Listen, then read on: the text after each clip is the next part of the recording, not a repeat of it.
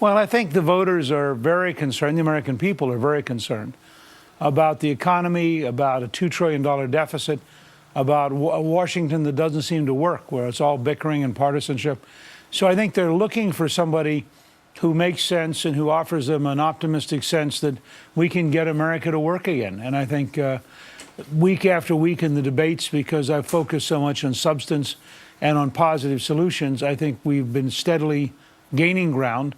In the last week or so, it seems to have increased dramatically the number of people who are interested in having, the kind of positive solution-oriented campaign and the future with, if you go to newt.org, you see an entire 21st century contract with America that outlines how we could get America back on track and how we could get back to creating jobs, could shrink government of Washington, right, and could control the deficit and move back towards a balanced budget. It's interesting, though, because you were so much of the talk on the Sunday talk shows as well, and I think that the media has something to do with that, too. I want to take a look at two other polls. National primary poll of likely GOP voters. You're on top.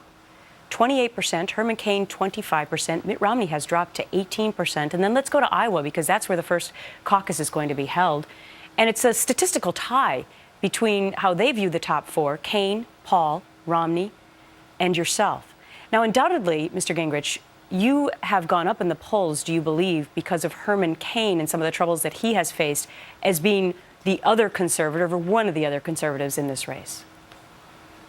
Well, I think you've had a series of people, started with Tim Pawlenty and then Michelle Bachmann and then Rick Perry, then Herman Cain.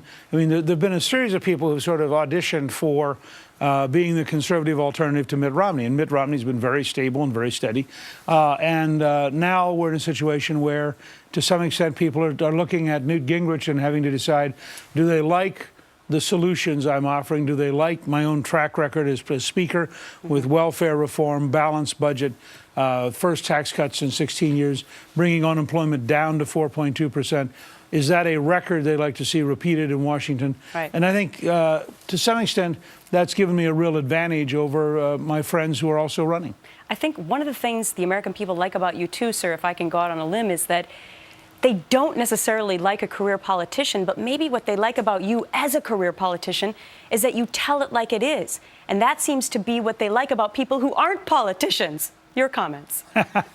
Well, I may have the best of both worlds, because while I served in Congress and was Speaker of the House, I did take the last 12 years off to run 4 small businesses, write books, and make speeches. And so they can look at that and say, he understands the private sector. I specialized in healthcare and national security. Those are both huge issues for the country. And I think that allows me to combine experience with an outsider's viewpoint that allows me to approach things like Washington, probably very, very different from most traditional politicians, but at the same time with a lot more knowledge than somebody who's never served in Washington. Right.